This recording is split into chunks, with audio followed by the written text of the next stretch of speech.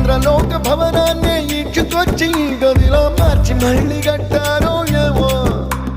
మాయజాలము తెలుసు మంత్రగారడి తెలుసు రెంటి కన్న ఇది ఇంకోటేమో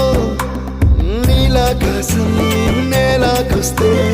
ఇట్టాగే ఉంటాదో ఏమో ఈ సంతోషం దాచాలంటే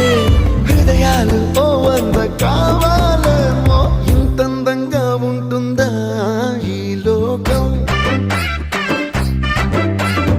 ఇన్నాళ్ళు ఈ మనసుకి తెలియాలేదే పాపం